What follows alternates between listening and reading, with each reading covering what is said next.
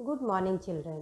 पहले हमने रीढ़ की हड्डी नामक पाठ में पढ़ा कि किस तरह से लड़के वाले उमा को देखने के लिए आते हैं।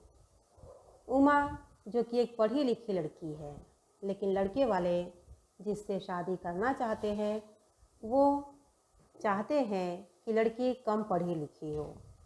आज के ज़माने में कौन कम पढ़ी लिखी लड़की चाहता है, लेकिन खुद पढ़े लिखे होने के बावजूद वे लोग चाहते हैं कि लड़की कम पढ़ी लिखी हो, जिससे सिर्फ घर का देखभाल कर सके, दूसरी बातें उसकी समझ में ना आए। समस्या कुछ भी हो, हमारी परंपरा में जो लोग लड़की देखने आते हैं उनके चाय पानी की व्यवस्था तो की ही जाती है। तो यहाँ पर भी लड़की के पिता चाय की बात करते हैं और चाय में कम या ज़्यादा शक्कर डालने की बातें करते हैं। तब लड़का यानी शंकर उनसे कहता है कि सरकार अब ज़्यादा चीनी लेने वालों पर टैक्स लगाएगी। और लड़के के पिता गोपाल प्रसाद ने चाय पीते हुए कहा, सरकार जो कुछ भी करे, टैक्स लगाए या न लगाए, अगर उन्हें आमदनी चाहिए, आमदनी पैसा इनकम अगर सरकार को चाहिए तो बस उन्हें टैक्स ही लगाने के लिए आता है। राम स्वरूप शंकर को प्याला पकड़ाते हुए कहते हैं कि वो क्या, वो कैसा टैक्स है।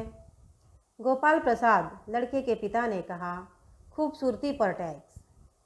और कहते हुए वो आगे बोलते हैं कि मजाक नहीं कर रहा हूँ साहब, यह एक ऐसा टैक्स है कि कभी भी देने वाले लोग चूं भी न करेंगे।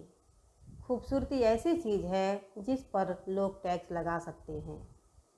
राम स्वरूप को लेकिन बात समझ में नहीं आई। फिर भी हंसते हुए राम स्वरूप ने कहा, वाह वाह, क्या बात है, आपने खूब सोचा। वाकई सचमुच में आजकल खूबसूरती का सवाल भी बड़ा बेढब हो गया है, बड़ा ही बेकार हो गया है। कोई भी कैसा भी किसी भी तरह का रूप नहीं रह गया। हम लोगों के ज़माने में तो इस तरह का कोई सवाल नहीं उठता था, इस तरह की कोई बातें भी नहीं करता था कि खूबसूरती पर भी टैक्स लगाए जाएंगे या फिर शक्कर पर भी टैक्स लगाया जाएगा। गोपाल प्रसाद ने समोसा उठाते हुए कहा, कभी नहीं साहब, कभी नहीं। राम स्वरूप जो कि लड़की के पिता हैं, शंकर की तरफ, लड़के की तरफ मुखातिब होकर उसकी तरफ देखते हुए बोले, आपका क्या ख्याल है शंकर बाबू। शंकर ने बड़े ही धीरता से कहा, सहजता से कहा, किस मामले में। राम स्वरूप ने कहा, यही कि शादी तय करने में खूबसूरती का कितना हिस्सा होना चाहिए। गोपाल प्रसाद समझ गए, बात काटते हुए बीच में ही बोल पड़े, लड़की का खूबसूरत होना निहायत ज़रूरी है और जायचा तो मिल ही गया होगा, जन्मपत्री तो मिल ही जाएगी। राम स्वरूप ने कहा, जी जायजे का मिलना क्या मुश्किल बात है, जन्मपत्री तो मिल जाएगी। ठाकुर जी के चरणों में रख दिया, यानी भगवान के चरणों में रख दिया तो बस समझ लीजिए कि मिल गया। शंकर हंसने लगता है, लेकिन गोपाल प्रसाद थोड़े गंभीर हो जाते हैं। गोपाल प्रसाद ने फिर पूछा, लड़कियों को अधिक पढ़ाने की ज़रूरत नहीं है, बस थोड़ा सिलाई जाने, पुराई जान ले, बस। राम स्वरूप हंसते हुए हैं और मेज़ को एक तरफ सरका देते हैं, घर के अंदर की तरफ मुँह करके, अरे ज़रा पान भिजवा देना, यानी लड़की को पान लेकर भेज देना, अब दिखावे का कार्यक्रम कर लिया जाए। अब लड़की यानी उमा पान की तश्तरी लेकर, पान का प्लेट लेकर अपने पिता को आकर दे देती है और उसी समय उसका चेहरा ऊपर उठ जाता है। नाक पर रखा हुआ सुनहरा रिम वाला चश्मा भी दिखाई देता है। चश्मा देख करके बाप बेटे दोनों चौंक जाते हैं। उन्हें लगने लगता है कि चश्मे का लगना यानी बहुत पढ़ी लिखी लड़की का होना। दोनों ही गोपाल प्रसाद और शंकर एक साथ बोल पड़ते हैं, चश्मा। रामस्वरूप थोड़ा सकपका गए और अनमने मन से रामस्वरूप ने कहा, जी जी, वो तो पिछले महीने इसकी आंख दुखने लगी थी, इसलिए कुछ दिनों के लिए चश्मा लगवा लिया है। गोपाल प्रसाद ने कहा, पढ़ाई वढ़ाई की वजह से तो नहीं है ना? रामस्वरूप ने कहा, नहीं साहब, वो तो मैंने अर्ज किया ना, मैंने बताया ना, पढ़ी लिखी नहीं है, सिर्फ उसकी आंख दुख रही थी, इसलिए चश्मा लगा दिया। गोपाल प्रसाद थोड़े संतुष्ट हो गए। कहा, बैठो बेटी, बैठो। रामस्वरूप ने अपनी बेटी की तरफ इशारा करते हुए कहा, वहाँ बैठ जाओ उमा, उस तख्त पर, अपने बाजे के पास। गोपाल प्रसाद बोलते हैं उसे देखते हुए कि इसकी चाल में तो कोई खराबी नहीं है, चेहरे पर छवि भी है, यानी चमक भी है।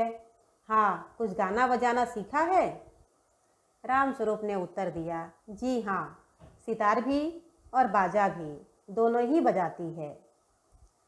सुनाओ तो उमा एक आध गीत सितार के साथ। और उमा सितार बजाने लगती है, साथ में मेरे तो गिरधर गोपाल दूसरों न कोई, मीरा का प्रसिद्ध भजन भी गाने लगती हैं। गाते गाते उसकी आंखें थोड़ी ऊपर उठती हैं, शंकर से मिलती हैं और एकाएक वह रुक जाती है।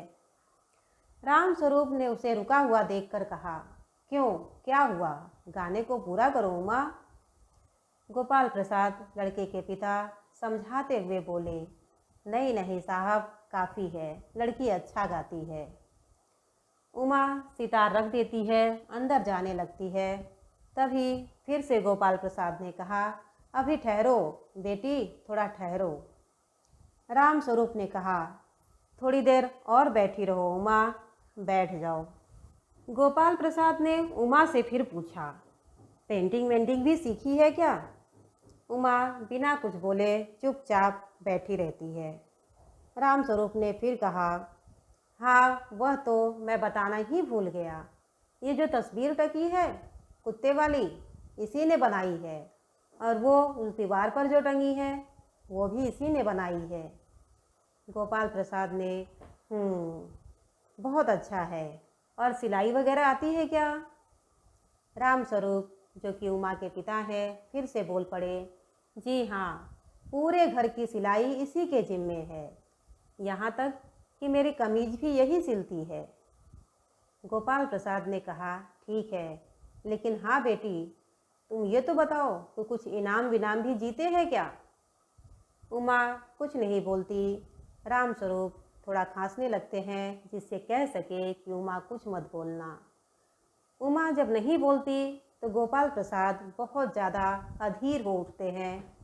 उन्हें थोड़ा गुस्सा आने लगता है कि मैं पूछ किसी और से रहा हूँ और उत्तर कोई और दे रहा है। रामस्वरूप ने कहा, जवाब दो उमा, गोपाल से कहते हुए जरा शर्माती है, इनाम तो इसने कुछ जीते नहीं है। गोपाल प्रसाद को लेकिन गुस्सा आ गया। जरा रूखे स्वर में उन्होंने कहा, रामस्वरूप जी, जरा इसे भी मुंह खोलना चाहिए, इसे भी बोलना चाहिए। रामस्वरूप ने कहा, उमा देखो क्या कह रहे हैं, इन्हें जवाब दो बेटा। उमा ने बहुत ही हल्की लेकिन मजबूत आवाज़ में कहा, क्या जवाब दूँ बाबूजी? जब कुर्सी मेज बिकती है तो दुकानदार कुर्सी मेज से नहीं पूछता कि किसके पास जाओगी, खरीदार को बस दिखला देता है कि देखो ये कुर्सी है, ये मेज है, ये मेरी लड़की है, अगर आपको पसंद आ गई तो ठीक, वरना। उमा की बात सुनकर रामस्वरूप चौंक कर खड़े हो जाते हैं। उमा, क्या कह रही हो बेटा? उमा ने कहा, कह लेने दीजिए बाबूजी, मुझे कह लेने दीजिए। गोपाल प्रसाद ताव में आ जाते हैं, बड़े गुस्से में आ जाते हैं। गोपाल प्रसाद कहते हैं कि बाबू रामस्वरूप, क्या आपने मेरी इज्जत उतारने के लिए मुझे यहाँ बुलाया था? उमा की आवाज़ और भी तेज़ हो जाती है और वो कहती है, जी हाँ, क्या हमारी बेइज्जती नहीं हो रही है? आप इतनी देर से मेरा नाप तौल कर रहे हैं, ठीक से चल सकती है या नहीं, बोल सकती है या नहीं, सिलाई वगैरह जानती है या नहीं, तो ये सब आप क्या कर रहे हैं? आप मेरी इज्जत उतार रहे हैं, आप मेरी नाप तोल कर रहे हैं। शंकर भी गुस्से में आ गया। शंकर ने कहा, बाबूजी चलिए। गोपाल प्रसाद ने कहा, क्या तुम कॉलेज में पढ़ी हो? उमा ने कहा, जी हाँ, मैं कॉलेज में पढ़ी हूँ। मैंने बीए पास किया है, कोई पाप नहीं किया, कोई चोरी नहीं की, और न ही आपके पुत्र की तरह, आपके बेटे की तरह लड़कियों के हॉस्टल में जाकर ताक झाँक करता था। मैंने अब कोई कायरता नहीं दिखाई। मैंने पढ़ाई की है, मुझे अपनी इज्जत का ख्याल है, अपने मान सम्मान का ख्याल है। लेकिन अपने बेटे से पूछिए कि ये किस तरह से नौकरानी के पैरों में गिरकर अपना मुंह छिपाकर भाग रहा था, नौकरानी से माफ़ी मांग रहा था, लड़कियों के हॉस्टल में आकर के ताका झाकी कर रहा था। तो ये पढ़ा लिखा है क्या? राम स्वरूप ने कहा, उमा उमा चुप कराने की कोशिश की, लेकिन उमा गुस्से में थी, वो बोलती ही गई। गोपाल प्रसाद को और भी गुस्सा आ गया। खड़े होकर गुस्से में चिल्ला पड़े, बस हो चुका। बाबू राम स्वरूप, आपने मेरे साथ दगा किया, मुझे धोखा दिया। आपकी लड़की बीए पास है और आपने मुझसे कहा था कि सिर्फ मैट्रिक पास है। मैट्रिक पास यानी सिर्फ 10वीं पास है। कहते हुए दरवाजे की तरफ गोपाल प्रसाद बढ़ गए। उमा भी गुस्से में फिर से बोल पड़ी, जी हाँ, जाइए, ज़रूर जाइए, लेकिन घर जाकर ये पता ज़रूर कर लीजिएगा कि आपके लाडले बेटे की रीढ़ की हड्डी है भी या नहीं, उसकी बैकबोन है भी या नहीं। हमेशा झुक कर चलता है, लोगों से माफ़ी मांगता रहता है, बैठता भी है तो उसकी बैकबोन सीधी नहीं रहती। उसका बैकबोन कौन है? आप हमेशा उसको सहारा देते हो, तो ज़रा अपने बेटे से बात कीजिएगा।